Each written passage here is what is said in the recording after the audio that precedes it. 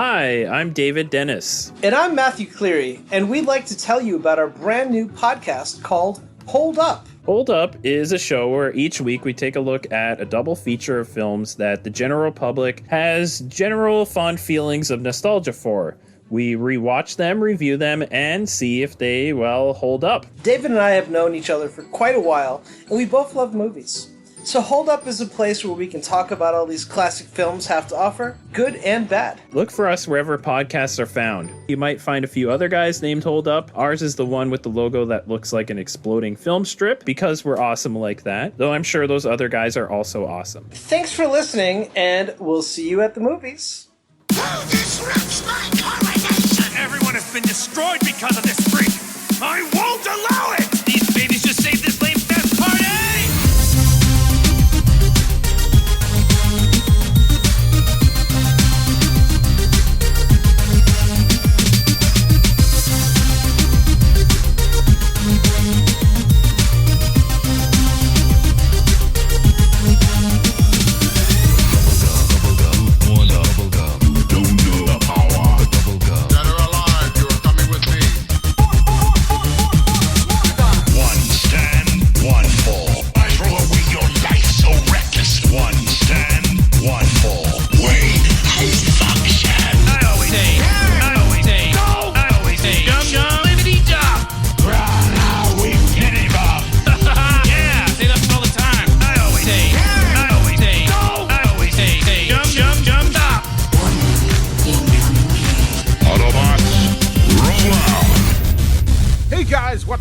You are listening to ThisWeekInGeek.net. Yeah! Otherwise known as TWIG, the flagship of stupidity. I am your host, Mike the Birdman. This is the second time we've done this. We're just going to keep rolling right along here. As you may notice, I am Sans Gravy Moose, the producer, Alex, whatever the hell you want to call him. He's not here. He's probably at home cleaning his tights. That's right, but I have dragged yet another sucker into the world of co-hosting. It's only taken them a decade to get here. I'm joined by Ken from This Anime Podcast. Hey, everyone. Main show. Holy crap. I know, right? So, yeah, we are here for the month of August. It's going to be me, Ken, JT, Aaron Paulier. I think I'm probably dragging in Blanchard at some point. And yeah, we're going to be talking about all sorts of different things here on the main show with Loose Cannon, Future Imperfect. Yeah, it's all on me, folks. So we're going to see how we can typically pull this together for you, the people, so you have an entertaining show each and every Monday and or Tuesday, depending on how the release schedule works. So typically we start things off by going what's happened with our week. So health update from my friend Liam, who will be playing in Stargate TWIG, which we're hoping to launch at some point in September-ish, depending on how things go. There's a possibility that he'll be coming home soon. So what happened is, long story short, he had DKA, which is diabetic ketoacidosis, which can kill you. It almost killed my sister-in-law a couple years ago after her weight loss surgery. Her sugar dropped way too low, and it wasn't a good scene. But fortunately, Liam's looking a lot better. He's got more color in his cheeks. He's been taken off of his IVs. And it turns out it may have been a drug interaction between a drug that may potentially have caused me some trouble in the past and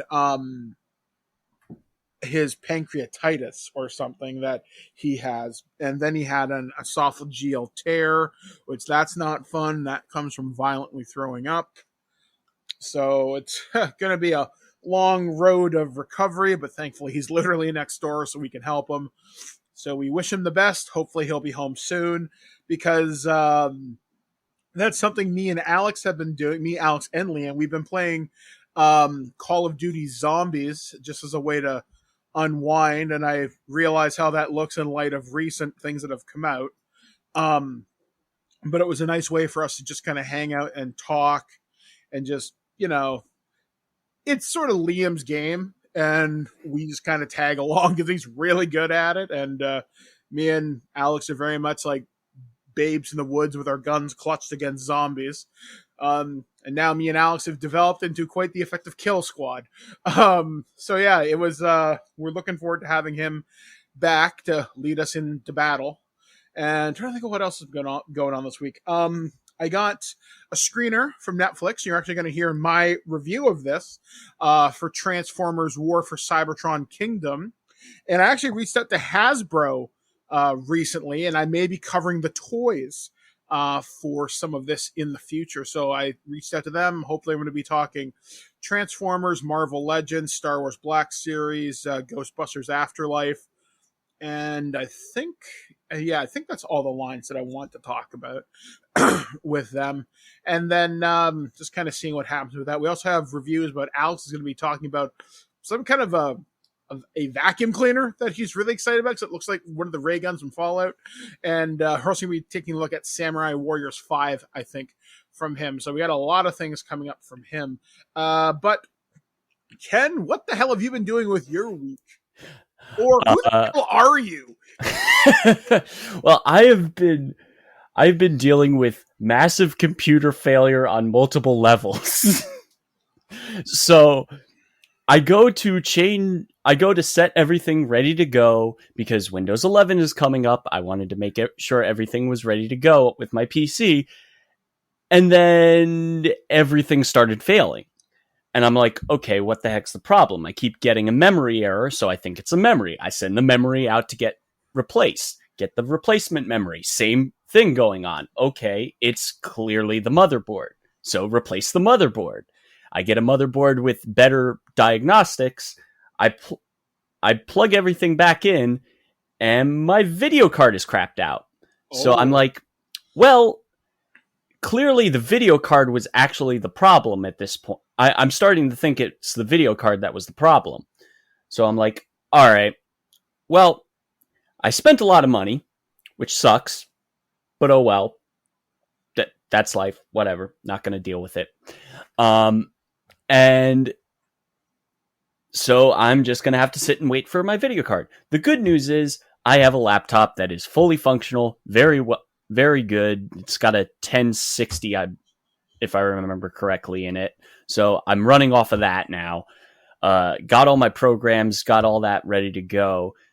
Me and Alex actually recorded, as of the time we're recording this last night, the episode of This Anime that was supposed to be June, but now is July, sort of. And that should be out in the next couple of days. Oh, okay.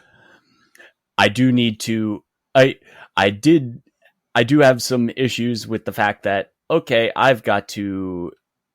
I do have stuff sort of backed up on cloud, but some of the stuff I need to redo myself. So that's another level of headache. And then in terms of gaming, like, I beat Costume Quest 2, which is really good. Like, it's, if you like the first one, it's pretty much exactly what you want from a sequel to that.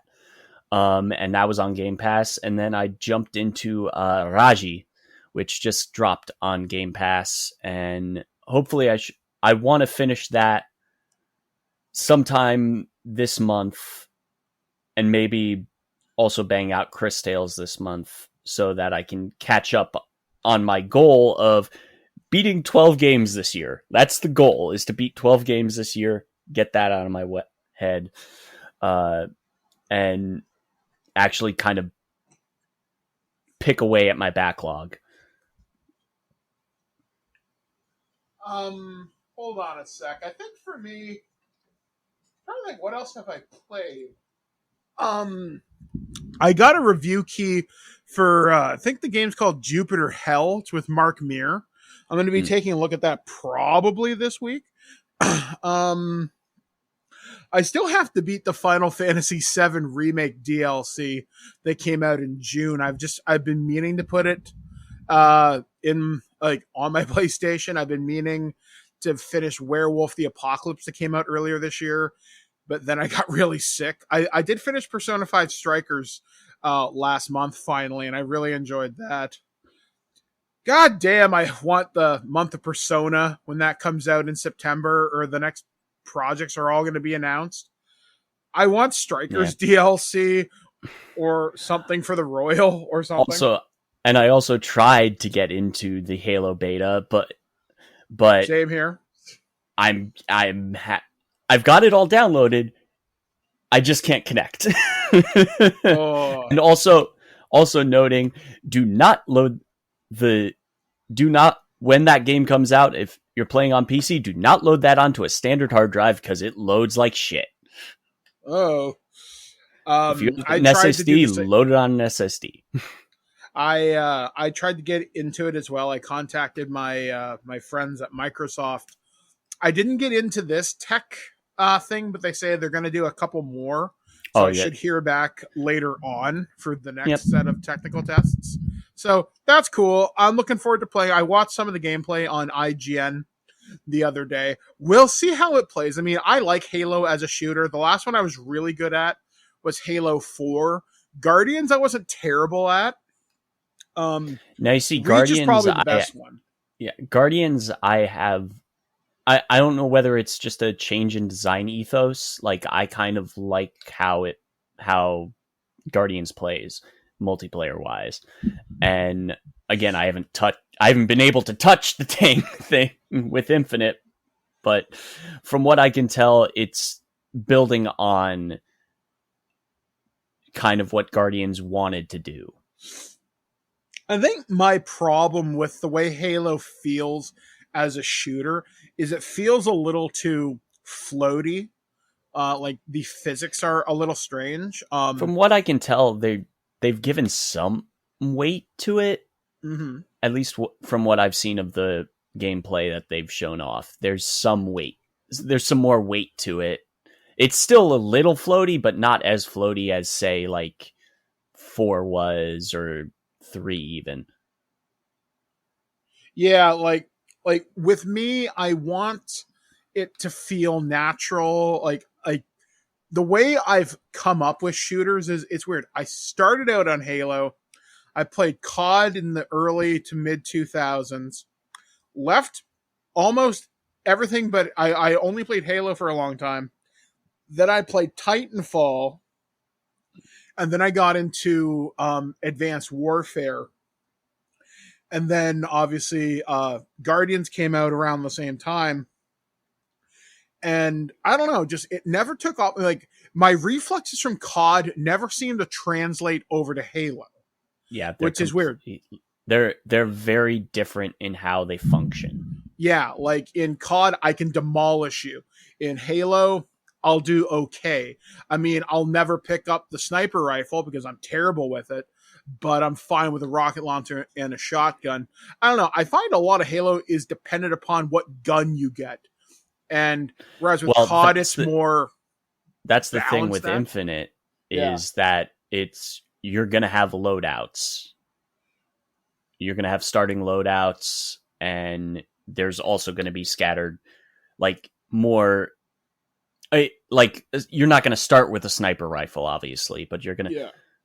But you have a little more customization on your loadouts when it comes to Halo, and then you can go ahead and do that. And then also have, like, super powerful weapons laid across the map. Yeah. I don't know. I'm hoping I'll get into it this year. I mean, obviously, it's going to be free on Game Pass, which I think is a wonderful idea. So we can all cross-play. We can all play with each other. So hopefully you'll see the Twig guys out there kicking ass in the Halo thing. I know I'm going to buy the armor that makes you look like an ODST trooper, because that's my favorite Spartan variant. So yeah, it's going to be fun. So anyway, coming up on the show this week between me and Ken, we got a lot of stuff to talk about from the world of entertainment and video games and strange news. It's always fucked up, as you've come to imagine. For reviews, we're going to talk about the Kingdom version of Transformers, which is Transformers War for Cybertron Trilogy Kingdom. That's a mouthful.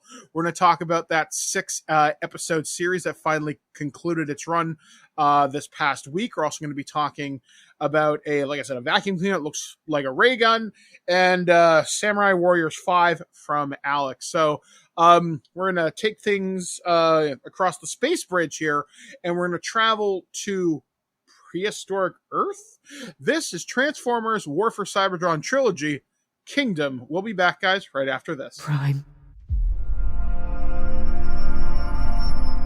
We don't have much time.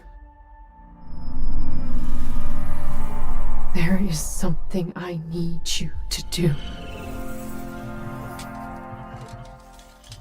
What is it? Hey guys, this is Mike the Birdman here, and I'm here to talk about the latest release from Netflix. We're going to be talking about Transformers War for Cybertron Trilogy, Kingdom. So this series came out literally just the other day, but I had a chance to preview it before its release, but you know, just the way timing goes, here's my review now that it's out.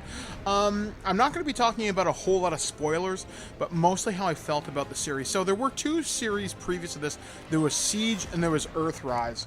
And for the most part, it's really okay.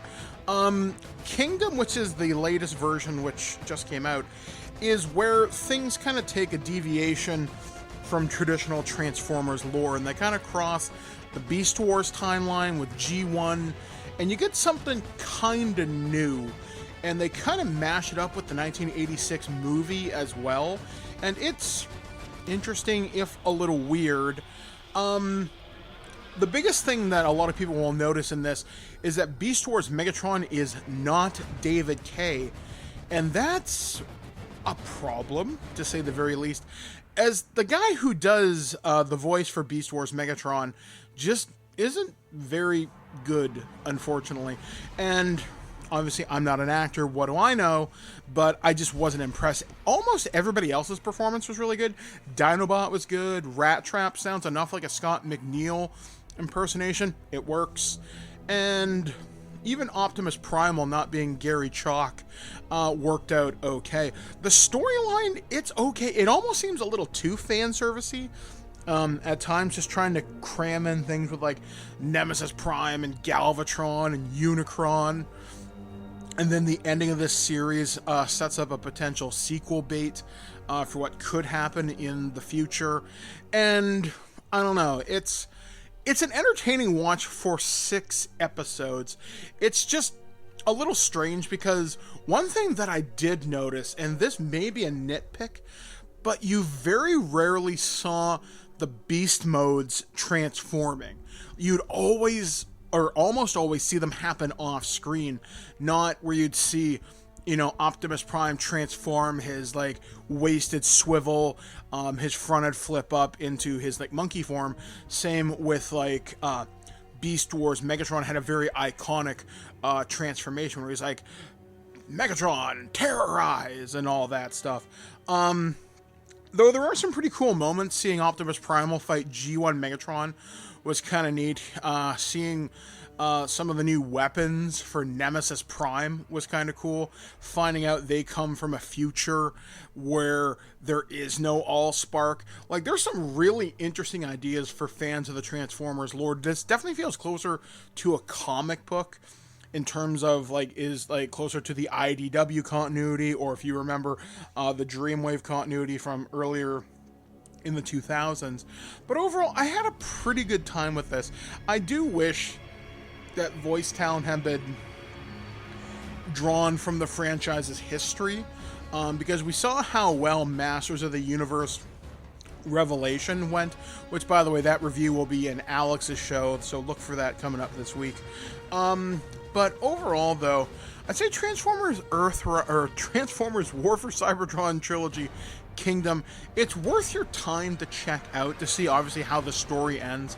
And there's a few moments that are genuinely really sad, some moments that are kind of shocking, and just some genuinely cool fan service where I never thought I'd see, you know, the like Air Razor and Black Arachnia fighting Scorponok clones or stuff like that. Like, there's some really neat moments in here. And then there's one moment with Starscream.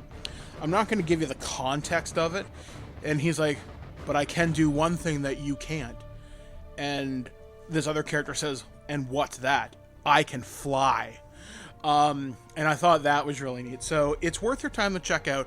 Now, hopefully, I will be covering some of the toys from Hasbro in the future, as I have reached out to them, as I love Transformers. So hope they'll be talking about the War for Cybertron Trilogy Kingdom toys in the future. I do have Megatron, and he's kind of cool. I also have some of the Studio series, so I am looking to buff out this line as time goes on. So once again, if you want to check this out, you can find this on Netflix all across Cybertron and the world. Once again, this has been Transformers War for Cybertron Trilogy Kingdom, and it is worth checking out. So, where are your intruders?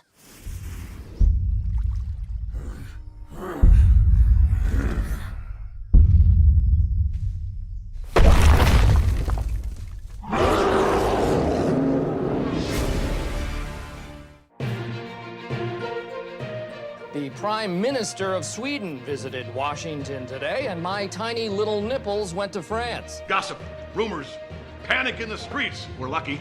This Week in Geek. All right, folks, we are back here on ThisWeekInGeek.net. I'm your host, Mike the Birdman, joined with Ken from this Hey. So we are here. We are back, returned from the space bridge. Did we save Cybertron? Did we save Earth? Well, you're going to have to watch the series to find out those answers. But we're going to talk about some of the things that happened around the entertainment industry this past week, and some good news, some bad news, some what the hell's going on news. And this one, I didn't even realize the show was still going. This story comes courtesy of comicbook.com. Arthur, PBS breaks silence on cancellation. Earlier today, so last week, the news broke that after 25 years, PBS's beloved animated series Arthur will end. The news broke during an interview with Kathy Waugh, a longtime Arthur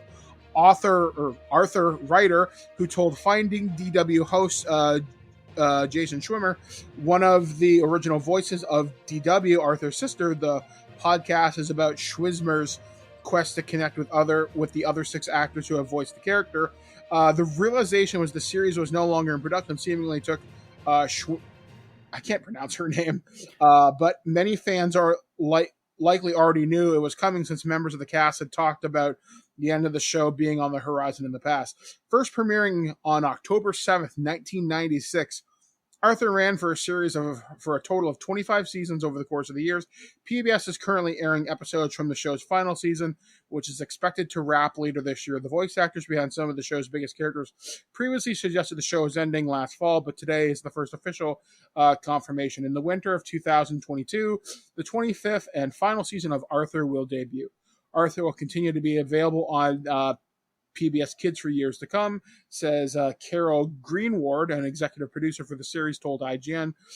Producer GBH and PBS Kids are continuing to work together on additional Arthur content, sharing the lessons of Arthur and his friends in new ways. Last year, the long-running series gained national media attention after Arthur's teacher, Mr. Ratburn, came out as gay. Some TV stations in conservative parts of the country refused to air the episode. What we are trying to do in the series is connect the kids with other kids by reflecting their lives. Arthur creator Mark Brown said via Out, in some episodes, as in the Vermont one, we are validating children who are seldom validated. We believe that Postcards from Buster does this in a very natural way, and as always, from the viewpoint of children.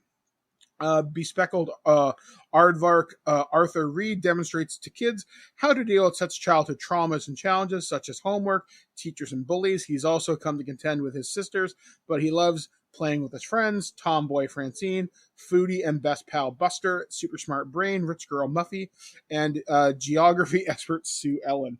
Man, it's been a long time since I've watched this show. Yeah, I grew up with it, given the fact that I'm a 90s kid. And it stuck with me. Like, a couple of those episodes really stuck with me. And I can understand why they're not continuing, because it's a traditionally animated show, and traditional animation is really friggin' expensive.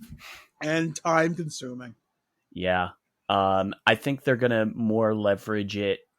From what the producer was saying, it sounds like they're going to leverage it by doing shorts, kind of like how even though Disney has already greenlit more seasons of The Simpsons, they've been leveraging The Simpsons by doing these shorts, either in front of some of their features or in the case of the recent Disney Plus short that they did with Loki as a cross promotion. And I think that's what they're going to leverage Arthur as. They're going to leverage it more as a like online shorts kind of series. So basically it's a way to drive traffic to their website, which is fine. I mean, it's going to suck because Arthur was so available across so many different mediums, so accessible. Like, even if you didn't have premium cable, you could get it. I mean, up here in Canada, I used to get Arthur on a channel called TVO, which is Television Ontario, which is supported by the government. So equivalent to your PBS, or I think it was on the CBC as well, which is the Canadian Broadcasting Corporation. I remember Arthur mostly for the memes. But the memes have been strong in the last like 5-6 years for sure. There's one clip of DW that I fucking love, and it's a screenshot. She's sitting at a table wearing oven mitts and a Jason mask. And it's so ridiculous. And most often the caption that I see with it is, I don't know what this mood is, but I feel it. And that's one of my favorites. So there's always Arthur with his fists at his side, which is another classic one. I remember when the controversy came out over Mr. Ratburn being gay. And I always got to thinking, like, what's the big fucking deal? Like, yeah, this is reflecting real life, and that's just the way it is. And we're at this weird cultural moment between so many different properties and so many parts of pop culture are finally starting to represent what the real world looks like in terms of different ethnicities. That's it.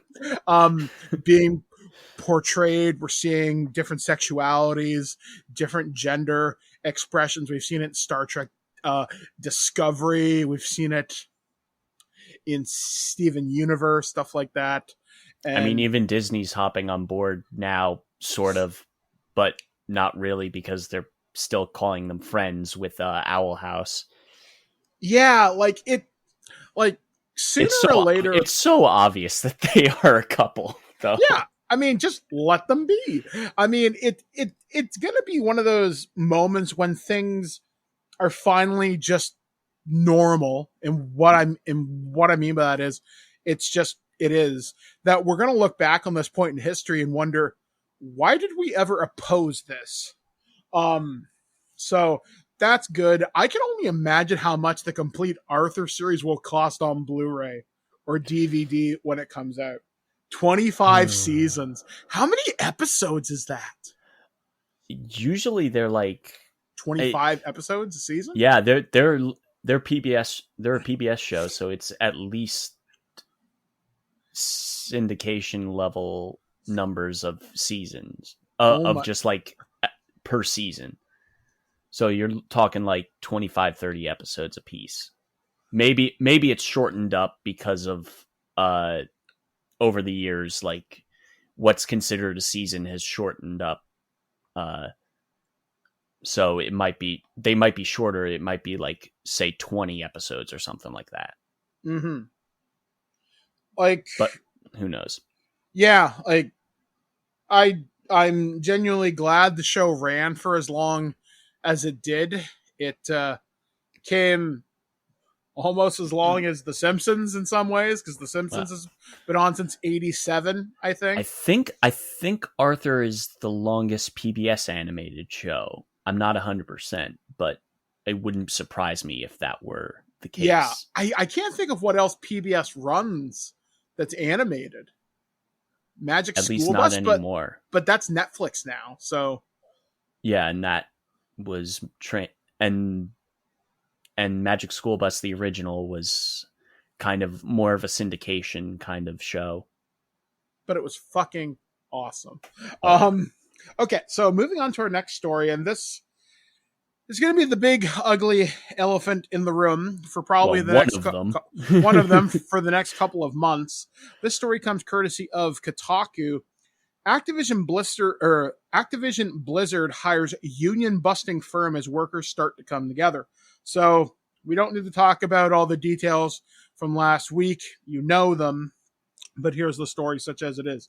In a public statement addressed to employees earlier this week, Activision CEO Bobby Kotick said the company was reviewing policies and procedures to help promote a more respectful and inclusive workplace. To help them accomplish that, the company has retained the services of the prestigious law firm Wilmer Hale, which is the same law firm helping Amazon keep its workers from unionizing. Considering ongoing efforts to unionize game workers, the partnership is a little concerning. In an industry that's constantly under fire for discriminatory practices, sexual harassment, grueling crunch conditions, frequent mass layoffs, unionizing is a hot button issue. As the state of California's lawsuit against Activision demonstrates, video game companies have a well-earned reputation for creating work environments that are at best uncomfortable, at worst downright hostile.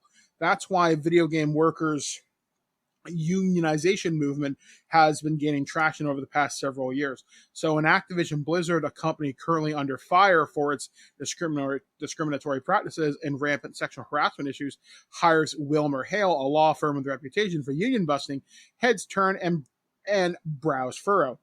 Wilmer Hale is one of the most prestigious law firms in the country. It's actually a combination of two law firms. There's Boston Hale and Dorr, founded in 1918, known for representing the U.S. Army pro bono in the Army McCarthy hearings in the 1950s, as well as President Richard Nixon's 1974 United States versus Nixon. There's Wilmer, Cutler, and Pickering, founded in D.C. in 1962. Founding partner Lloyd Cutler served as an advisor to Presidents Jimmy Carter and William Clinton, and founded the Lawyers Committee for Civil Rights under law in 1963 at the request of President John F. Kennedy.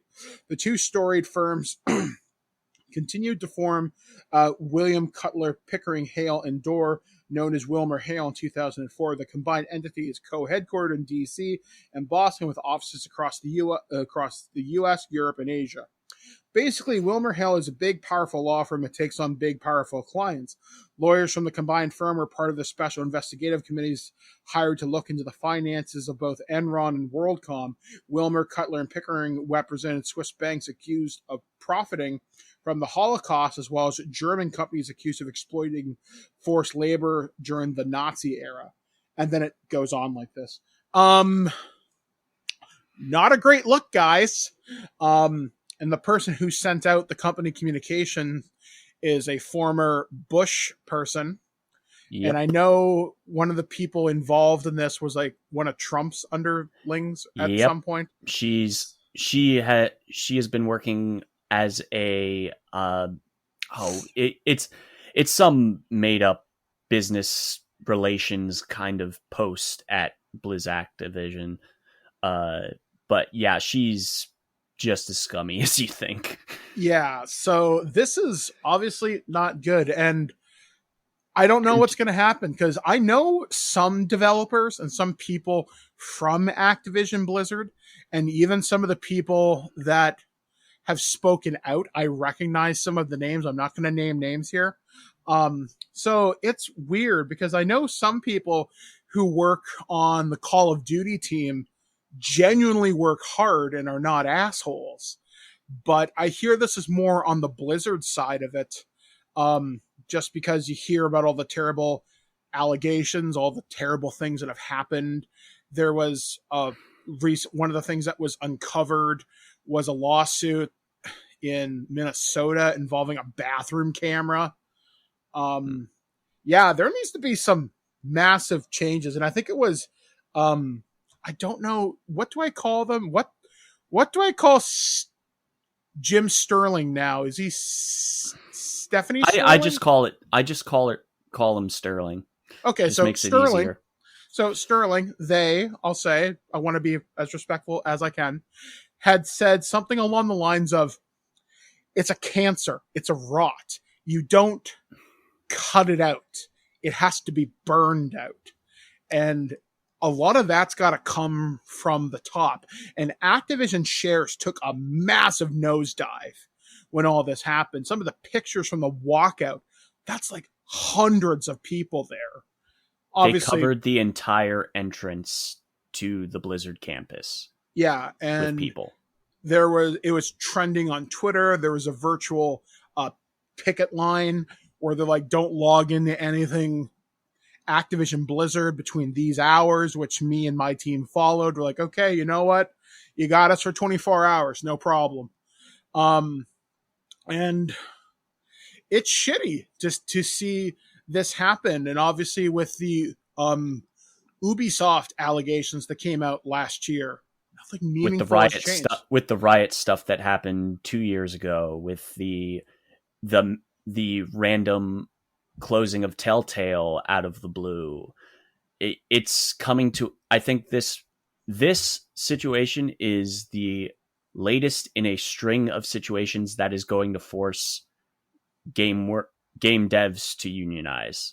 I hope. I don't know whether this is going to be the straw that breaks the camel's back. It might not be, but eventually it is going to happen. Yeah, because honestly, this industry needs to change. We need to treat people better. I mean, I read one story on Twitter yesterday, and it was a woman who'd come out and said she'd been sexually harassed by a senior designer or something. I think it was at Blizzard, and she'd been just out of college.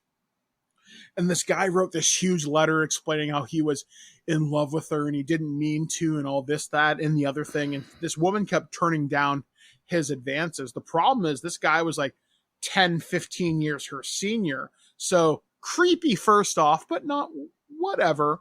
And then when she turned him down, he immediately moved on to somebody who was younger than her.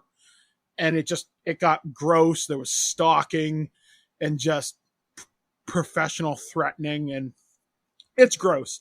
The amount of shit that goes on in this industry and goes unreported. So hopefully game developers unionize. They stop as much of this discriminatory bullshit that happens in the industry, and hopefully we get better developers for it. Because I know some people among these teams have said we're not working on anything. I know one developer for World of Warcraft says, well, nothing's happening right now. That's not good for the players, it's not good for the company, it's not good for shareholders. But while this is happening, we're not doing anything. There was also, it was on Reset Era, like a week before this lawsuit got dropped. There was a big hullabaloo. Some anonymous Reset Era post came up about behind the scenes of the WoW team and how the higher ups are ignoring fans' outcries, saying like, "Oh, because WoW is bleeding subscribers, and they don't understand that why they're doing it." When you have like the rise of Final Fantasy 14, just like because 14 is doing everything that WoW refuses to do. WoW has refused to change its ethos since like probably Cataclysm. I never got into WoW. Neither did I, but my roommate Shannon used to play it quite a bit. And I remember, I think it was last year. Yeah, I think it was last year. She said the new expansion kind of sucked.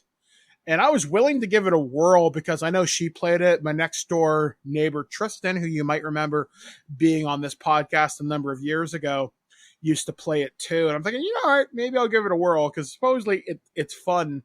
But it just never took off for me. MMOs and me have a weird history. The only one I've really enjoyed is probably the Matrix Online, and that game had a whole whack of problems when it came out. Star Trek Online, I played in the beta. I was given a lifetime subscription account by Atari at the time, and I had all the cool pre-order bonuses. I was one of the few Borg on the server. And all right, that's cool. Elder Scrolls Online, I'm curious because I want it to scratch that Skyrim itch, but I hear it won't. No. So that's disappointing. So, but it's WoW. What do you expect? The game's been around since what, 2004 or some bullshit like that? 2004, I believe. Yeah, like at some point the game's got to end. At some point someone's got to turn the power off and say, you know what, guys, it's been a fun party, but it's time to go home. And you're right, they've got to change something, and just putting in a fucking Kung Fu Panda or fighting a new monster is not going to be enough. So we'll see what happens with this. Obviously, we will be following it as the stories continue to develop from there, and hopefully action does come. That's what we're kind of hoping. So we'll wait and see what happens. So this next story comes courtesy of superherohype.com. Jodie Whittaker and Chris Chibnall, or Chinall or something? Chibnall will leave Doctor Who in 2022. The 3-season rule has struck again at Doctor Who. The BBC announced in a press release that Jodie Whittaker will leave the show next year after making her debut as the 13th Doctor. Whittaker became the first woman to play the role when she debuted as the Time Lord in 2017's Christmas special. The actress then reprised the character in the subsequent seasons 11 and 12. She will have the last dance as the Doctor in the upcoming 13th season. In 2017, I opened my glorious gift box of size 13 shoes. I could not have guessed the brilliant adventures and worlds and wonders I was to see in them, Whittaker said in a statement. My heart is so full of love for the show, for the team who make it, for the fans who watch it, and for what it has brought to my life. I cannot thank Chris enough for entrusting me with his incredible stories. We knew we wanted to ride this wave side by side and pass on the baton together. So here we are, weeks away from wrapping on the best job I've ever had. I don't think I'll ever be able to express what this role has given me. I will carry the Doctor and the lessons I've learned forever.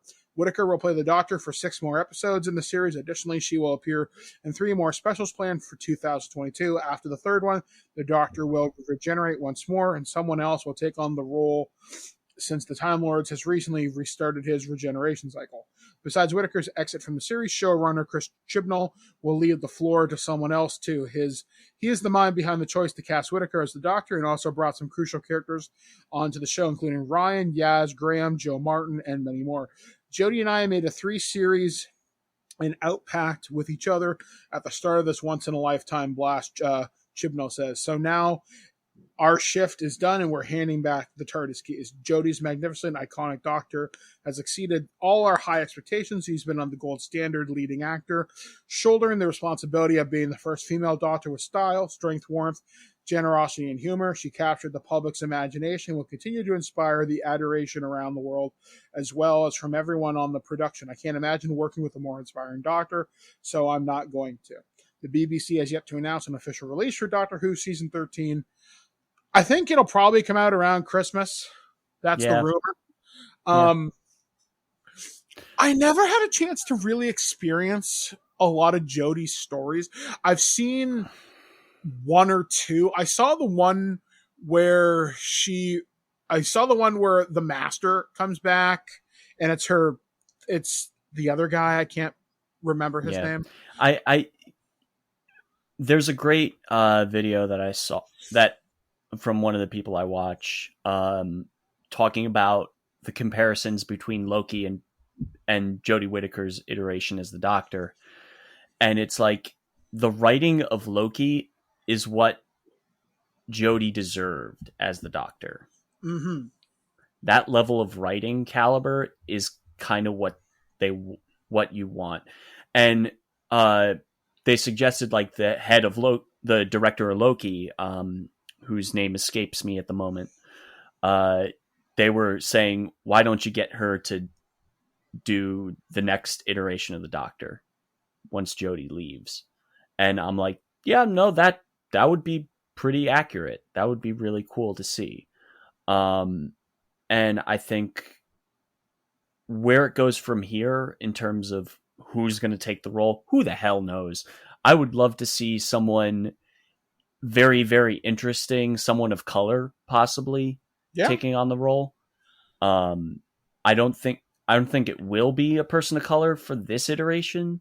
Maybe the next time the Doctor regenerates, we might see a person of color.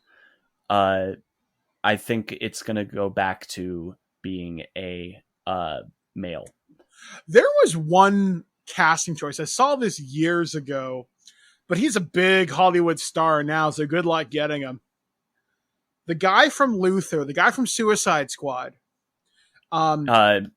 Idris Elba, who has yes. specifically said, I don't want to be Doctor Who and I don't want to be Bond. No, he'd be so awesome. He would be. Don't get me wrong. He would be. But he feels, specifically with Bond, he said, I'm too old for that. I could see that, and that's fair. But he'd be such an awesome Doctor. Oh my God. Trying to think of other actors I'd like to see. I'm trying to think. I'm looking back through my British encyclopedia of people that I know. I mean, considering I just finished this week, I went to go see The Green Knight. Give Dev Patel the role. Yeah. If you're gonna get a person of color, like Dev Patel is such a cool actor, and god damn it, he a sexy mofo. Like, oh gosh, like dude oozes sexuality, and I think he could bring a very turn the Doctor into a very, very like suave character. Very David Tennant era suave. That'd be cool. Yeah, I mean, I'm looking forward to seeing more Doctor Who. Now, in fact, speaking of Doctor Who, the second edition of the role-playing game from Cubicle 7 just got released in PDF with physical coming later on this year. I'm trying to secure an interview with someone from that team so we can talk about it. So hopefully look forward to that in a couple of weeks. They have to run it by the BBC, so we'll see. If not, no harm, no foul. But moving on to a next story, this one comes courtesy of Entertainment Weekly. Clint Barton finally meets Kate Bishop in Hawkeye First Look. Jeremy Renner's previews the upcoming Disney Plus series, which premieres November 24th, working alongside co-star Haley Steinfeld. World, get ready to meet Kate Bishop. In the wake of Loki, the next live-action Marvel Cinematic Universe show due on Disney Plus is Hawkeye, and the title doesn't just refer to founding Avenger Clint Barton. As you can see in the first look photo below, Hawkeye will bring Clint face-to-face with a younger female archer played by Haley Steinfeld. Kate is a 22-year-old kid, and she's a big Hawkeye fan, Renner tells EW. She has a wonderfully annoying and equally charming manner about her because she's such a fangirl of Hawkeye. The relationship grows from that, but the biggest problem for Clint is that Kate Bishop and the onslaught of problems that she brings into his life. This moment has been a long time coming. Originally created by Alan Heinberg and Jim Chung, Kate Bishop first emerged in the 2000s in the pages of the Young Avengers comics. At the time of her first appearance, Clint was dead and she took up the Hawkeye mantle in his honor, but he eventually got better because comics, and the pair finally fought side by side in the popular Hawkeye solo comic by Matt Fraction and David Aja that ran from 2012 to 2015. That series portrayed the two Hawkeyes of different genders and generations, teaching each other about crime fighting in life, plus also raising an injured dog that Clint found. One issue even told from the dog's perspective. Pretty much ever since that, comic fans have been eager to see Kate make her MCU debut. We here at EW are as guilty as anyone of jumping at every little hint and possibility over the years. When the trailer for Avengers Endgame showed Clint teaching a young girl archery, we hoped it might be Kate. It was actually Clint's young daughter.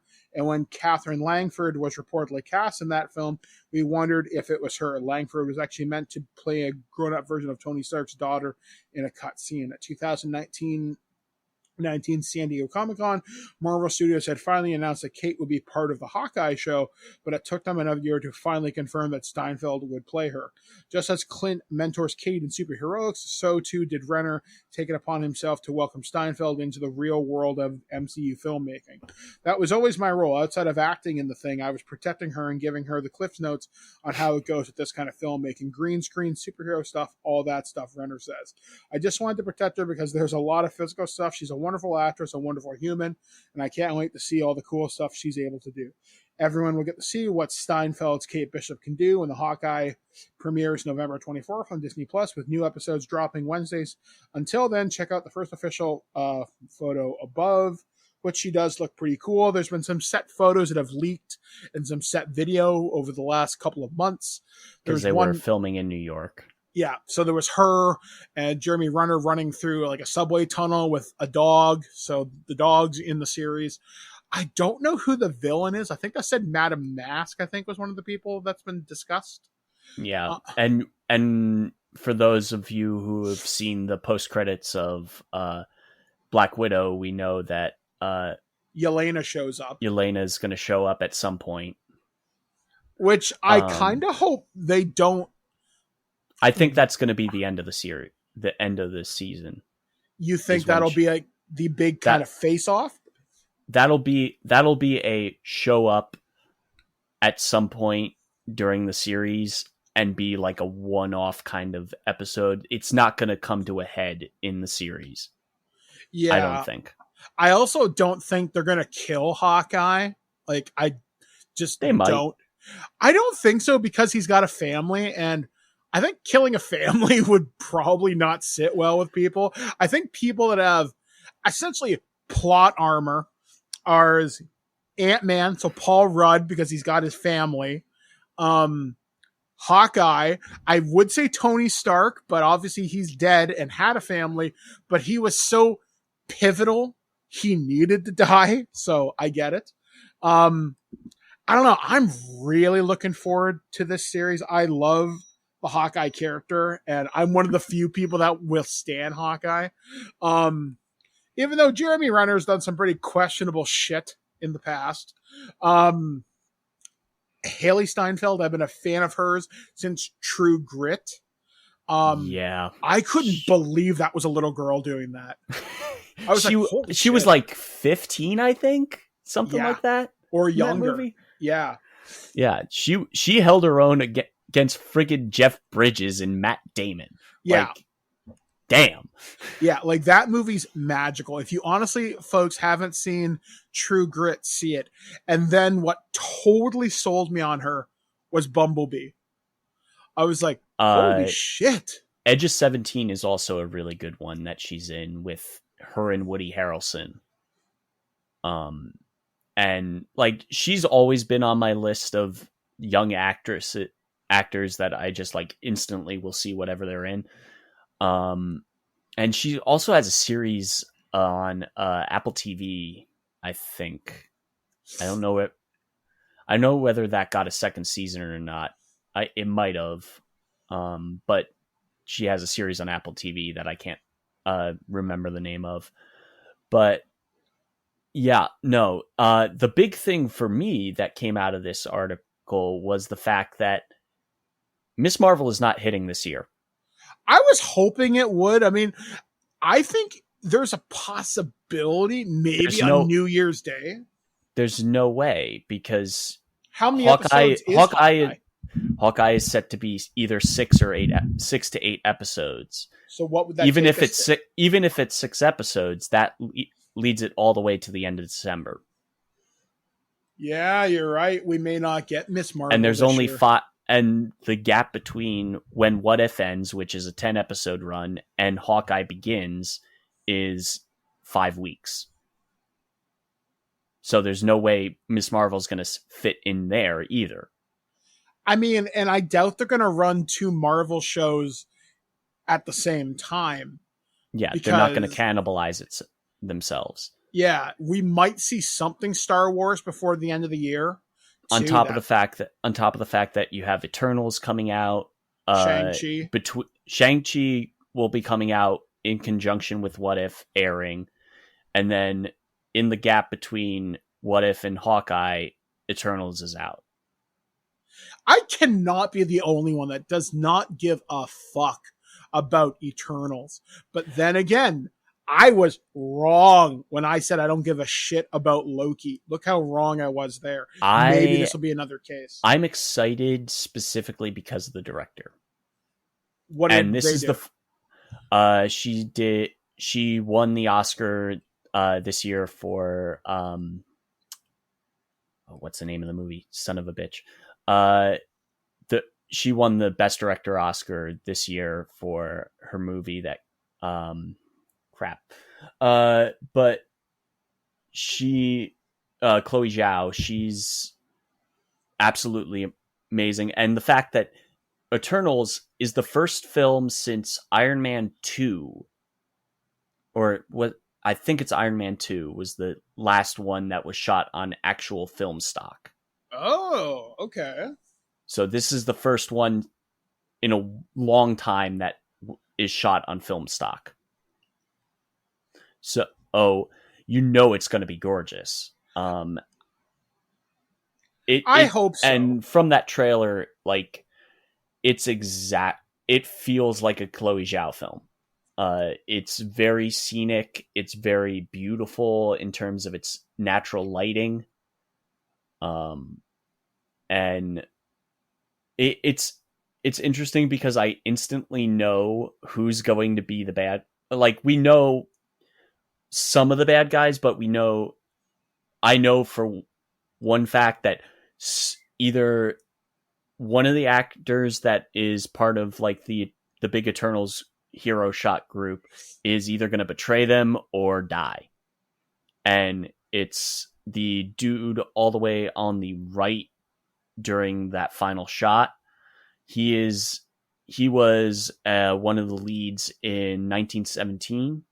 Mm-hmm. And he's also actually in the Green Knight. And when he showed up, I was really surprised. I was like, oh, you're in this movie. Cool.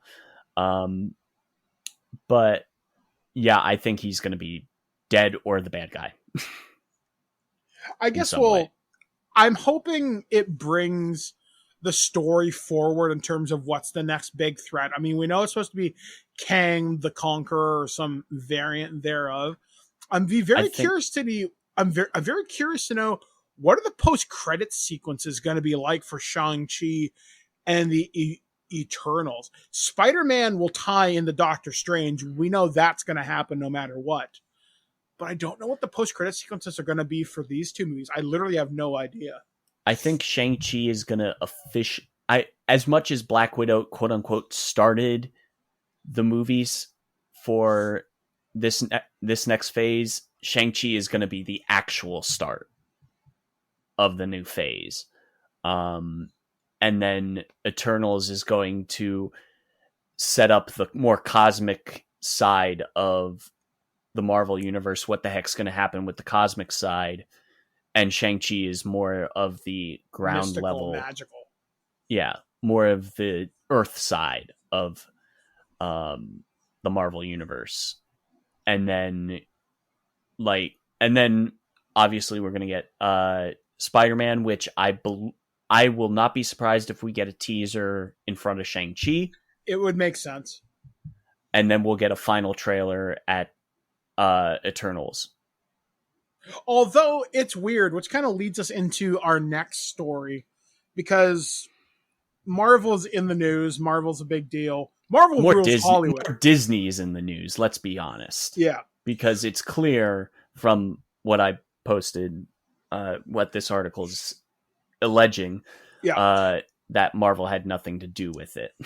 So according to comicbook.com, Marvel Studios boss Kevin Feige reportedly furious at Disney over Black Widow release. The Marvel Cinematic Universe seems to be getting major updates on an almost daily basis, including some tied to Black Widow, which finally debuted earlier this month after a series of COVID-19 delays.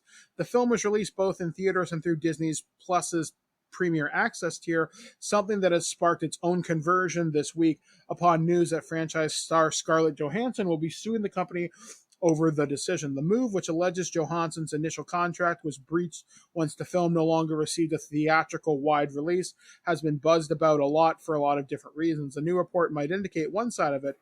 Now, a new What I'm Hearing newsletter from the former Hollywood Reporter editor Matthew Baloney breaks down the Black Widow lawsuit, claims that Marvel Studios president Kevin Feige is also unhappy about the film's hybrid release, something that was previously teased in reports earlier this year.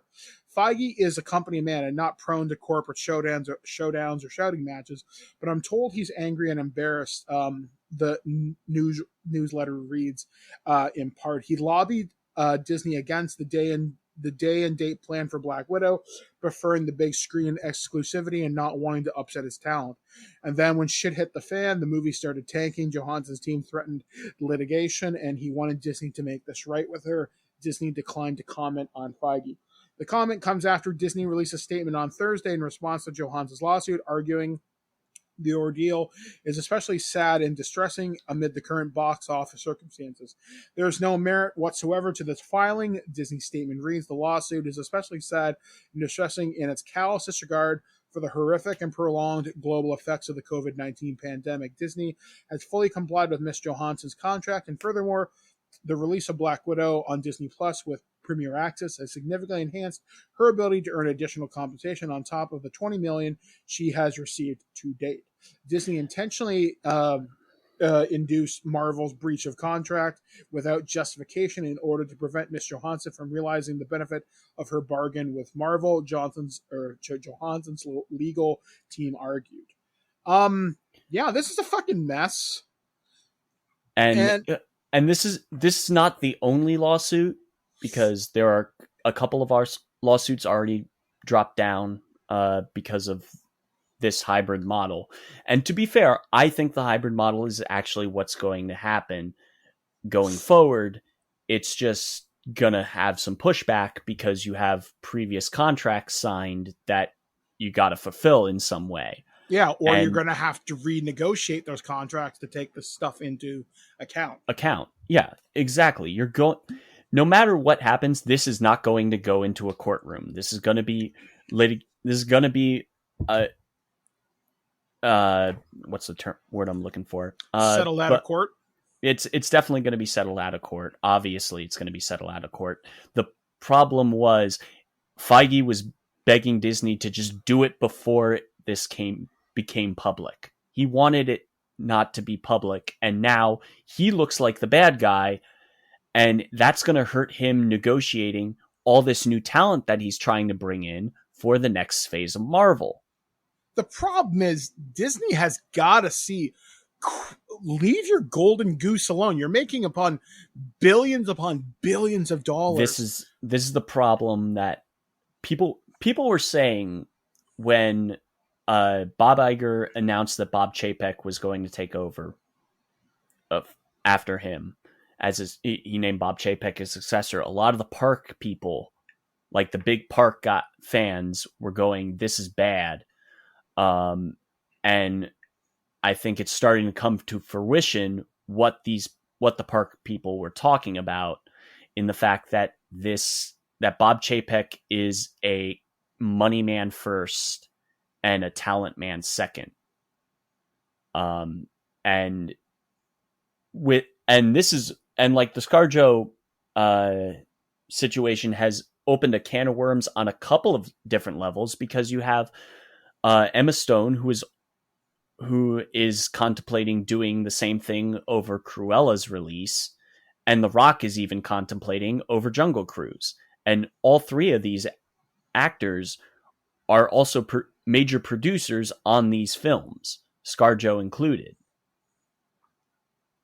And these are contracts that were signed 2018 at the latest. Like these contracts have been set in stone for a while. Disney knew these contracts existed, and they just refused. They just thought they could get away with it, and they've been strong arming. And now they've gone from strong arming the smaller people down the rung, like the theater owners and stuff like that, and now they're trying to strong arm talent. I mean, honestly, just from my very weird window into all this, okay, Disney, you have more money than God could ever hope to get.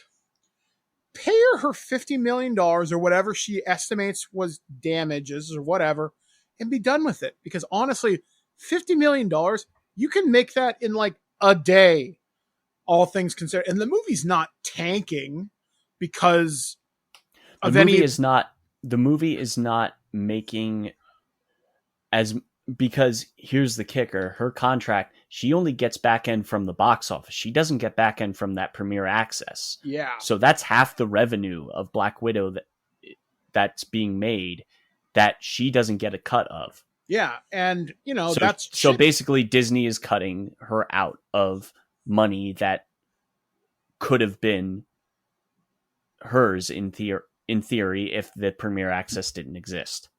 Yeah, like it's just not a good look on all levels for this. I mean, it's more like, yeah, it's not going to make the ridiculous billions you wanted it to. And part of the Black Widow was never going to make $1 billion. The problem with this movie is it came out after Endgame. That is the worst thing about this. Like, me and JT talk about this in Twig Sunday Funny, so I'm not going to repeat a lot of my points here. But long story short, you know the end of her story. So the stakes are lower already.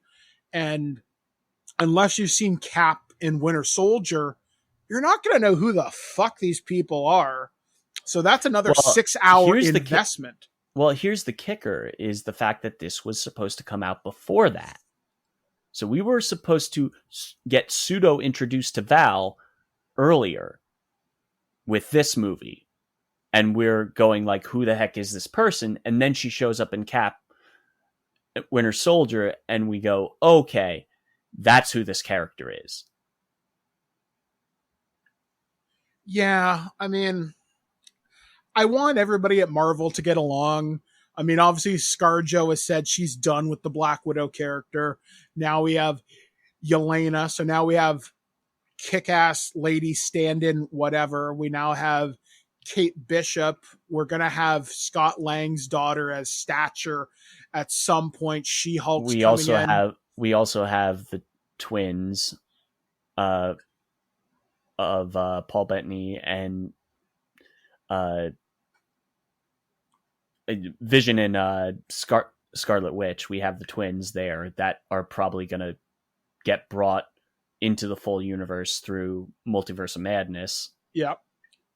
And everything's just going to fall into place at this point because they can do whatever the hell they want because Loki basically blew the multiverse open. Yeah. So it's going to be an interesting ride during the Marvel rabbit hole. Of course, we'll be covering this on Twig Sunday Funnies. We'll talk about it on the main show. A lot of stuff to talk about. But we're going to take a break here on the show and let Alex take over, clean up some of our mess with his ray gun vacuum cleaner. We'll be back, guys, right after this. A little while ago, our friends at Eufy sent over the RoboVac for us to review, and we found it was a pretty neat, advanced, robotic, Roomba style vacuum that is really, went to another level when it came to some of the features that it included for its price. And now they have sent over their HomeVac, which is a standard, stand-up vacuum, but it's a little more lightweight. Think like some of those Dyson vacuums you see out there, but at a better price point, but using similar features. They were sent the HomeVac S11 Go. It's priced at about $250 US. There can be some sales on. Right now, as of this recording, they're selling it on sale for about $180 US. So anywhere from $250 to $350 Canadian, depending on where you pick it up. But what do you get for that price point? You get a fairly light, like the weight of a dustbuster or two or three of them put together. It looks almost like a futuristic laser rifle, just from its design.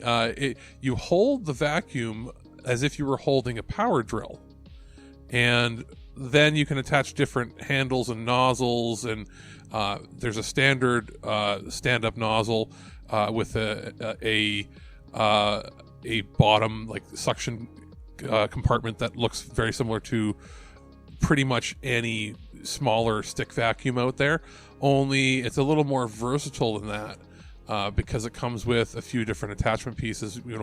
One that is a sort of a standard bendy hose type thing, so you can use to really dig into like couches or corners and get into areas that a solid stick won't be able to go. there is a little canister that you mount on your wall to sort of hang the vacuum on top of, because it isn't one that's going to stand straight up unless you lean it against something. So you could either take it apart if you wanted to, or you screw the little mounting bracket onto the wall and sort of clip it in place. And I've done that in my kitchen next to sort of the wall that connects to the living room. And it plugs in with a standard wall charger. It says the runtime's about 40 minutes, and that's if you use lower suction and it's not like really overstraining itself. It does have a high suction mode, which is really nice. And for something like an apartment like mine, which is a 2-bedroom older apartment, 40 minutes is a long time. You only really need 3 to 5 minutes to vacuum up my whole place. So, that's basically a month's worth of charge if you didn't want to have to keep it plugged in. So you could sort of keep it in storage if you wanted to, and then, only pull it out when you need to, or you don't need to have it in a dedicated charging spot the whole time. But my place gets pretty dusty because it's an older, 50, 60-year-old apartment, bottom floor. Things are going to get tracked in from the dust just from having the windowsills at ground level pretty much. So it's worth plugging in. It does hold just a little over half a liter in its dustbin. So you will, if you have a very dusty place or you're picking up a lot of debris, you will have to empty it a couple times. It's not like a full-size canister because it is a handheld. It can be used as a handheld unit if you so choose it. You can take off the longer stick to it, and you can plug in a shorter one that turns it into like a super high-powered dustbuster. And then there are different little attachments, different ends that you'd see. So it's like a halfway step between a really good dustbuster and then a really good high-end vacuum cleaner. It sort of fills the void. It's perfect if you've got an apartment.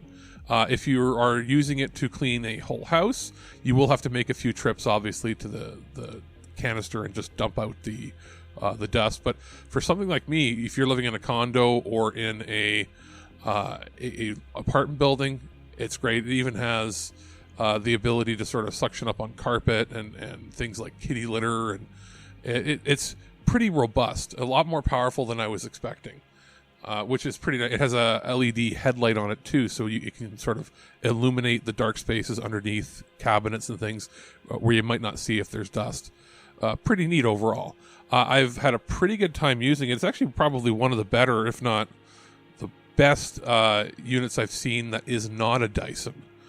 Because I have family members that own Dysons. My grandmother has like a full-size Dyson vac. My brother has what would be an equivalent to this stick vac one. And, they even getting it from Costco in Canadian money spent over $500. And he came over. I said, "Why don't you try this thing out? Let me know what you think." And he goes, "This is pretty much the damn near same thing at basically half the price." So that is always a plus in my books. I was pretty well impressed with the RoboVac, and I'm impressed with this. So if you're looking for something, like now that school is going to start opening up again, and especially people going off to college, maybe getting their first apartment. If you're getting your first apartment, your condo, and you're looking for something that's not going to take up a lot of space, but is rechargeable and cordless, because some places like mine, it's hard to you don't want to have to like break out extension cables to plug in a vacuum cleaner just to get around things. The ability to just plug it in anywhere and charge it with a built-in lithium battery is pretty amazing. And it's not like it just drains in 5 minutes. You got 40 minutes. You've got like a month's worth of cleaning on a single charge. That's going to be invaluable to people that want to keep their places clean and don't have a ton of space to store a big honking vacuum cleaner. So it gets a double thumbs up in my book. Very impressed. I'll put a link in the description for the show for this, because I'm pretty impressed. And I think that if you're looking for, a vacuum cleaner for either it's your first one or you're looking to replace an old style one, this won't break the bank, and it does the job perfectly. Go crazy? Don't mind if I do! Human sacrifice, dogs and cats living together, mass hysteria. All right, so now that Alex has cleaned up the multiverse of madness with a little vacuum cleaner, we are back here on ThisWeekInGeek.net. I'm still Mike the Birdman. He's still Ken. We're here to talk strange and fucked up things that happened around the planet this past week. And of course, why wouldn't your favorite craft store be stealing treasures of the ancient world? Because, hey, Michael's doesn't do it, but Hobby Lobby does. So, according to thehill.com, court orders forfeiture of ancient tablet bought by Hobby Lobby. The Department of Justice on Tuesday announced that the U.S. had acquired rare and cuneiform tablets from Hobby Lobby after it was discovered that the auction house that sold them had done so under false, can't pronounce this word, providence or prevents or I don't know. The tablets known as the Gilgamesh Dream Tablet originated in what is now modern day Iraq and depict the Sumerian poem of Gilgamesh, considered to be in the world among the world's oldest works of literature. The tablet was sold to Hobby Lobby in 2014 by an international auction house believed to be displayed at Hobby Lobby's Museum of the Bible. The antiquities dealer who sold the artifact, Jordanian Antiquities Association, had the tablet shipped to the U.S. in 2003 without properly declaring the contents as was required, and wrongfully claimed that they had found it in a box of miscellaneous fragments in 1981. After the curators of the Museum of the Bible discovered the origins of the tablet, they alerted the Embassy of Iraq. Federal investigators determined last year that the tablet should be returned to Iraq. Authorities seized the tablet in 2019. Forfeiture of the Gilgamesh Dream Tablet demonstrates the department's continued commitment to eliminating smuggled cultural property from the U.S. art market, Assistant Attorney General Kenneth A. Polite Jr. said in a release. Thwarting trade in smuggled goods by seizing and forfeiting an ancient artifact shows the department's dedication to using all available tools, including forfeiture, to ensure justice, he added. The Hill has reached out to Hobby Lobby for comment. Hobby Lobby was fined $3 million in 2017 after authorities alleged the company had bought thousands of historical artifacts that had been smuggled out of Iraq. The Cultural Property, Art, and Antiquities Unit for Homeland Security Investigations is also investigating the case. This seems to come up every couple of years where Hobby Lobby will just randomly buy ancient stuff. They're like I feel like Indiana Jones would be fighting Hobby Lobby at this point. Damn. It's so fucking ridiculous. Like a craft store. It's a Christian craft store. Don't forget that. That's so weird that they would go out of their way to do this. Because they have that Museum of the Bible, which is like there's a lot of Christianity sects that are crazy people. Yeah. Yeah. I mean, there's one of those situations. I mean, there's one thing to have your beliefs. There's another thing to spread your gospel respectfully. And then there's outright pillaging and stealing and smuggling and doing bad things. And we're in 2021. Let me tell you, we've seen floods, hurricanes, earthquakes, stuff from space. A deadly disease is spreading across the planet. Do you really want to be fucking with ancient anything these days? Like, you're gonna poke something and it's not gonna like it. So please don't piss off Gilgamesh or whatever the fuck is hiding in there. Just, no, stop it. Go back to scrapbooking, Grandma. Fuck off. I'm very mad at Hobby Lobby. I don't want the world to end because of somebody's buying a thing for their museum that's just going to get passed by the gift shop anyway. Man, I'm really mad. Anyway, this next story comes courtesy of comicbook.com. According to this, divers just discovered a real-life SpongeBob SquarePants and Patrick Star in the ocean. SpongeBob SquarePants and Patrick Star were discovered chilling in the ocean by a team of divers. The National Oceanic and Atmospheric Administration had an underwater vessel that took a picture of a real-life yellow sponge and pink starfish duo near Retriever Seamount, Maine. Near Retriever Seamount.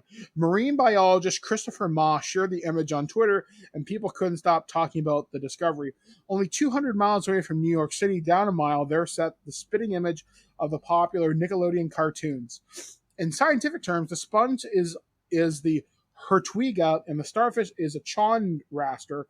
Interestingly enough, the coloring being so close to a happy sunrise because those are not naturally occurring hues of these organisms.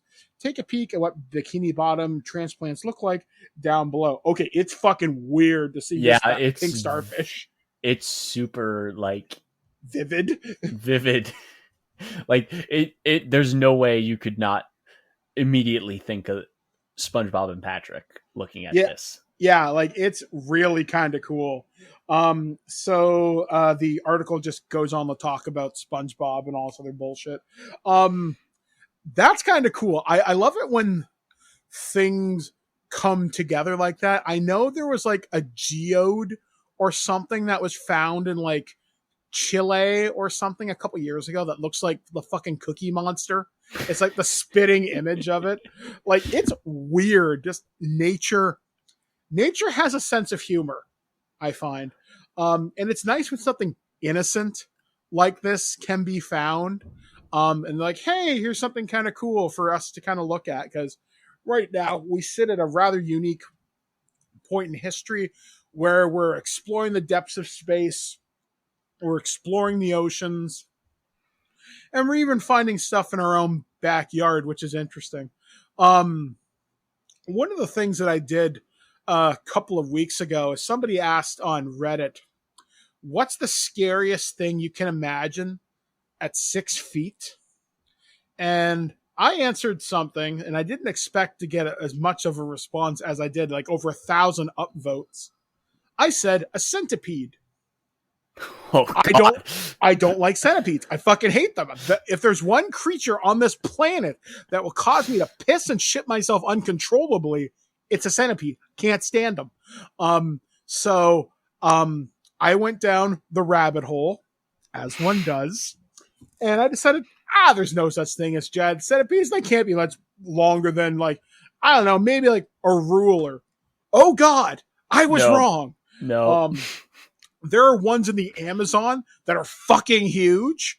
And then I found out back in the early part of this planet's history, back when there was more oxygen in the air, there were giant centipedes, like Dungeons and Dragons style monsters. Holy shit. I would just kill it with fire. And even then it's probably not going to die. Just Jesus, jumped up Christ. Hate bugs. Love sponges. But yeah, it's kind of cool. I would love to get like a fish tank with like, this is my SpongeBob, this is my Patrick. And then just have like, here's like some Finding Nemo bullshit. Cause I actually love fish. I used to have a fish tank when I was a kid. And I would just read and just listen to the water recycling thing. But my parents always cleaned the tank cause I'm an idiot. And I used to have a beta fish that I named Howie for like 2 years. And I named him after the Big Brother contestant Howie Gordon, who was lightsaber Jedi Howie, who I became friends with because of his PR reps, and we're still friends like 15 years later. So that's a very roundabout story about SpongeBob. Yeah, the one beta fish I had was dumb as bricks and actually killed himself. I'm not even joking. Mine jumped out of his bowl. I found him on Canada Day. Mine wedged himself between the glass and the rocks at the bottom of his tank and killed himself that way. So your fish committed suicide. Yes. Welp, I've had enough of this shit.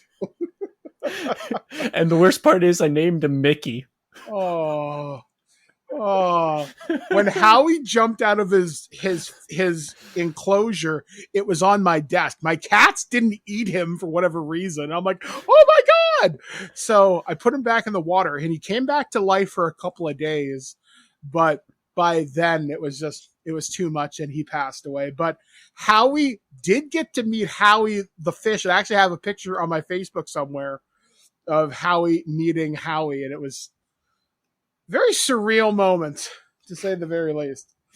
All right, so coming up on our last story this week, I unapologetically love this story. According to BBC, Rick Astley rolls into 1 billion YouTube views. Rick Astley's hit Never Gonna Give You Up has passed 1 billion views on YouTube. The song, released 34 years ago this week, found new popularity with the rise of Rick rolling, an internet prank where people are tricked into clicking on a hyperlink that leads to the video. At the time of writing, the YouTube video has 1,264,871 views. Ashley called the passing the billion mark mind-blowing in a video posted to Twitter. He said he was very lucky. When released, the song reached number 1 in the UK, but Rick rolling has helped it find a new audience, clocking up an extra 2.3 million views on this year's April Fool's Day alone. I saw the video where he's talking about it, how he's impressed and everything.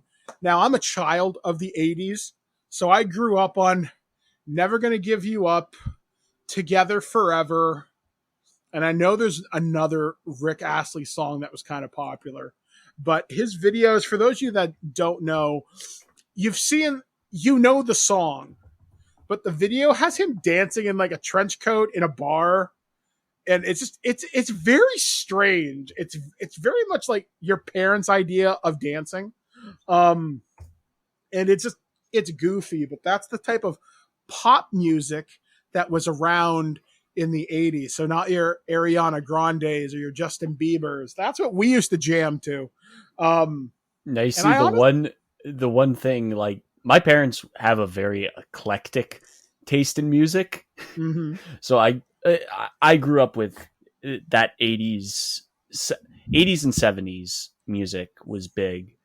And the one that will always stay in my mind and I will forever adore it is Steve Winwood's version of Higher Love. Yeah. Like when and it's hilarious because when that started playing in Bumblebee, I was giddy as fuck because you never hear a song like that in a movie ever. And it was so surprising to me when that started playing. I just like to point out right now, if you're hearing some unusual mic sounds, Dr. Wiley has decided to crawl up on my chest and is rubbing the microphone. He's decided he wants to talk. Wiley, can you get your butt out of my face? Because that'd be wonderful. Nope. Yeah, he's going to sit down now. Okay, good boy. In my house, I grew up mostly on oldies music. So I used to listen to a station called AM 560 CFOS. And it was a lot of 40s, 50s, and 60s and some 70s music in there. More aimed towards the lighter side of things. But as I got older, I never had cable. So my exposure to new music was very hard to come by. I had to rely on friends who would tape music videos or friends that would bring over new music to me. At the time, the new music to me was Weird Al. I remember when my friend Mark, who lived next door to me, brought over AC/DC's Back in Black. And that's the first time I'd ever heard that type of music in my life. And my real mother at the time, I didn't see her too often growing up because I'm adopted, but she would live with us for brief periods of time and I'd be exposed to new music, but I didn't know what it was. So that's when I first heard stuff like Judas Priest, Alice Cooper, Kiss, etc. But I was always drawn to two types of music from the 80s, and I still am to this very day. I love hair metal because it's so ridiculous and overproduced and over the top. And I love 80s pop, like that Rick Astley, Wilson Phillips, The Cutting Crew. Anything that has that weird synthy pop sound, I totally dig. Like, one of my favorite songs I discovered in the last 2 years was because of a fucking Tide commercial. I don't know whether you have it in the States, but the commercial is a parody of One Love by Outfield. And I've seen that one before. Yeah. And they're talking about Tide Pods, and I'm sitting there listening to that song, and I'm thinking, that sounds so familiar. And I listened to a station out of Philly called WMMR, and they were talking about One Love one morning, and they played a clip out of it, and I was half awake and half asleep because I'm just laying in bed, and I've got my Google device next to me, and they talk about it, and I'm like, hey, thing, play that song. I'm not saying this, I don't want it to go off right now. And I was thinking, that's it. That's awesome. But yeah, those songs, anything by Rick Astley, I've bought in SingStar. I've bought in Rock Band. I'm pretty sure I bought in Guitar Hero. So yeah, I'm an unapologetic 80s fan from top to bottom. So congratulations, Mr. Astley, on crossing 1 billion views. You certainly deserve it. I hope you're getting at least a penny every time somebody plays a video, because you deserve all that success. I hope someday, my friend, you make a comeback. Okay, so that's going to do it for this edition of the Weird News here on ThisWeekInGeek.net. Coming up, we have one more review from Alex, where we get to sharpen our swords and fight something. We'll be back, guys, right after this.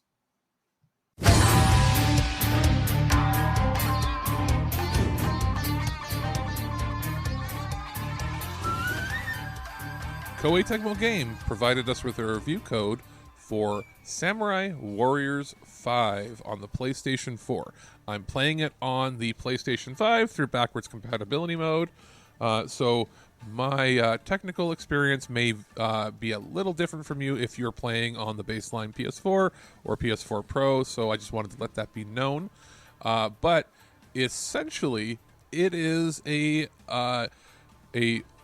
Warriors game that actually has a solid frame rate, because we know in the past that the engine's been a little wonky on home consoles, where you have the frame rate drop a bit, especially with tons of stuff on screen. When you're attacking like 100 or 200 things all at once, it can get really hairy, and you'd be like, oh, they're slowing down.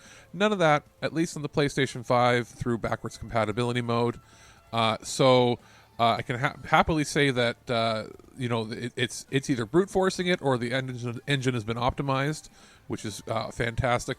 The art style has gone through a bit of a tweak and change too. It's got a little bit more of a it's realistic looking, but with like almost cell shaded, but not 100%. Like, what if you took like a real life person look and then cell shaded just ever so slightly the outlines of everybody, so that they have sort of a black outline to all their body parts, giving it a bit of like a comic book sort of look, which is kind of neat. I feel that graphical choice helps a fair bit in the actual frame rate and the engine of the game. It's another historical game, obviously. Takes place during the Sengoku period, which to me, I don't play for the story. I know that there are a lot of historical context to this, and you can actually use it almost as like a teaching tool to learn some basic history points. Of course, there's going to be some slight deviations, being that it's a fantastical action game, but I, for the most part, end up skipping the story in a lot of these games because it's just a lot of the same repeat sort of stories as we go on. It's done very well. The translation of the text is done well. There isn't English voice acting or anything here, so eventually the Japanese audio can grate on you a little bit if you're not into that. Excuse me. So I can't really rate the story other than it's there, it's serviceable. The meat and potatoes of this game is the action and as well as some of the other modes. So you complete storylines, and it shows you the chapter path for each of the characters, and as you play and you unlock other objectives in the levels, the more you do, you can then get extra characters that you can use in the free play mode, as well as you slowly unlock other modes of the game. So there is what's it called? There is a mode outside of the main storyline of the game where you complete extra missions and objectives that then will give you materials that you can use to upgrade your dojo and your stables, and there's all these little RPG-ish elements to the game where you can upgrade your weapon stats, your character stats, even your horse's stats, as well as unlocking extra abilities through a skill tree that looks similar to Final Fantasy X's orb skill tree, where you're moving along and expanding it. So there's a steady level of progression that is pretty consistent here, as well as you can level up individual weapons that you get points. There's a bunch of different point systems in here that come into play, and the better you do in the main levels by doing regular objectives and side objectives, and the more points you get an S rank, for instance, after beating a level in a fast amount of time, plus doing all the extras. You'll end up getting more materials that you can then use to upgrade. There's a lot to this, the gameplay loop that is more than just the going out slashing a bunch of enemies. That being said, it's very well handled, and I found myself enjoying it in slow bursts of like an hour at a time. It's not the kind of game where you're going to binge hours upon hours, but you're going to come back to once a day or so to play about an hour until you complete the entire mission. Very good game. I would say, especially if you're playing it, on the PlayStation 5, and in backwards compat mode, it's pretty darn good as far as the stability and reliability of it. I would maybe watch somebody else's review when it comes to the Switch, because I feel like it might be struggling a little more with it, unless there's some different graphical settings set there. But if you're playing on the PlayStation ecosystem, I'm perfectly happy with how it performs, and this is a good entry point even for somebody who maybe hasn't played any of the games previously, because it is a bit of a new graphical style, and I feel like the engine has been tweaked enough that it performs quite well. And that's the kind of show it has been here on ThisWeekInGeek.net. Big thank you to Ken for coming out to play with me, to put up with my inane bullshit of me tripping over every other word this week. Thanks for having me. I don't know what the hell my problem is. I mean, I haven't taken any edibles today. I'm fairly with it. I'm not tired. I just can't talk. It's like I ate a bunch of bubble gum and chewed cotton at the same time. So there's a wonderful mental image for you. I guess kind of closing thoughts this week. One of the things I didn't get a chance to talk about with Ken during the show here is finally we got a trailer for Ghostbusters Afterlife. We got a brand about time. It looks cool. I mean, they kind of have to put a trailer out now. Yeah, I know. It's only like the movie's over like a year late. Well, it's also been pushed back multiple times due to the pandemic, and we're finally getting it in October, I believe. I think it's October or November. Yeah, it says this Thanksgiving. Okay, so November. Yeah, so probably the second week. They're not the second week in November because first week is Eternals. Yeah, so hopefully it'll be good. I am hoping for a hybrid release or premium VOD, but I think it said only in theaters.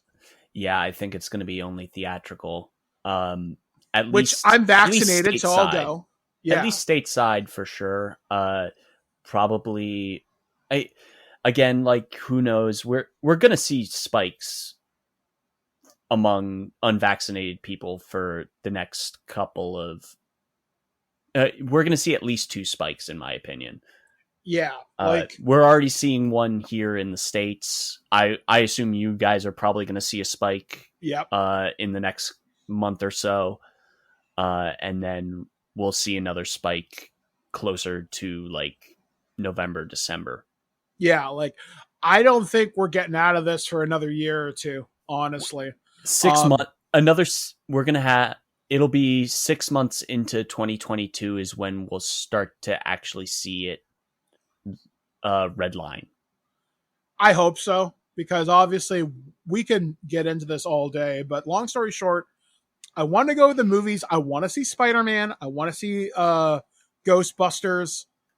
I might go see Shang-Chi. I'll see what the local numbers are like because I am fully vaxxed now. I just have to wait 2 weeks. I got my other shot on Friday. Yeah. So I'm hoping coming up on the show this week. So as of today, Monday, I'm recording with Aaron Paulier. We're going to take a look at the RoboCop franchise, which I think celebrated a fairly significant milestone this year or last year. I would love to give you an update on the RoboCop statue in Detroit. I know I followed up on that story. I went down like an internet rabbit hole a couple months ago and I found out some interesting things about it. But I think it's getting close to happening. Like they've already got things cast. They just need to get a location where to put it. And I think the Museum of Science and Technology in Detroit said they'd take it or something. I mean, if I were to make a pilgrimage to the United States, that'd be the first place I'd go. I want my picture taken at the RoboCop statue because, as you guys know, it's one of my favorite movies of all time. And it's pretty much the template for how I looked at the world growing up as a kid. Very satirical, very cynical, but interesting nonetheless. So trying to think of what else was coming up. Oh, I'm going to be recording another Loose Cannon with Aaron. We're going to be talking about the Trancers movies coming from Full Moon Entertainment. Those movies were a staple of the video store for many, many years. And I think they're a movie series that deserves to be relooked at and, dare I say, potentially remade. So we'll talk about those. Ken, is there anything you want to promote? Yeah, we're the new episode of this anime will premiere sometime after this comes out. Whenever I get the chance to fummage through all of the cluster F that is getting all the audio set up. I've got most of it. I just need to rip the my end bumper from older episode because I don't have that file. Yeah, I've had to do that where I've had to extract old audio to make new stuff. Yeah, but pain in the ass. Now I know next time I have access, I'm just going to take all those raw files and throw them into the cloud because who the heck knows? Exactly. Always back up your stuff, folks, and always have it accessible to where you need to get it. I know TWIG has several different cloud backups. Should anything fail, we have at least 6 that we should be okay. And then also the next episode for this anime, I hope to bring you on specifically. Yes. That's the plan anyway. And we're going to be covering Sword Art Online, Alternative Gun Gale Online, because that is a mouthful of a series. And luckily for you, it's on Netflix. So oh, okay. So yeah, you can just watch it off of Netflix, and the dub is solid. Okay, I was planning to have you watch a really good film, but the problem is the dub is absolute trash, and I don't want you to experience it that way. Fair enough. So yeah, we will be collaborating. So we're going to be covering a movie called Hells, which is I'm pretty sure is available for you in some form or fashion up there. I'll send you a link. Okay, cool. So I'll be collaborating with Ken over that. I'm going to be doing, me and JT recorded Twig Sunday Funnies a couple days ago, talking about Black Widow, the Disney scorecard so far in terms of Cap and Winter Soldier, WandaVision, Loki, what's coming up with Miss Marvel, Hawkeye, etc. We'll be talking about all that and more on Twig Sunday Funnies. This month's topic will be James Gunn's Suicide Squad, but also talking about some of the comics as I've never read them. So I will find out more about Task Force X coming up in the future. So that's going to do it for this edition of This Week in Geek. Big thanks to Ken for coming on to the show. Thank you to Alex for running the back end on this. I know it's your holiday, but he's still making sure everything runs in the background to keep the website running smoothly and free of rust. So until next time, for This Week in Geek, we have been Ken. I've been Mike the Birdman saying be excellent to each other. We'll catch you guys again next time right here on ThisWeekInGeek.net. At no point in your rambling, incoherent response were you even close to anything that could be considered a rational thought. Thanks for listening to this episode of This Week in Geek. Hungry for more? Check out our website at thisweekingeek.net. You can subscribe to the podcast, browse our Twitter and Instagram, and leave your thoughts on today's topics. If you'd like to give us some feedback, send us an email at feedback@thisweekingeek.net. Tune in next time, and remember, lower your shields and surrender your listenership. We would be honored if you would join us. Thank you for your cooperation. Good night.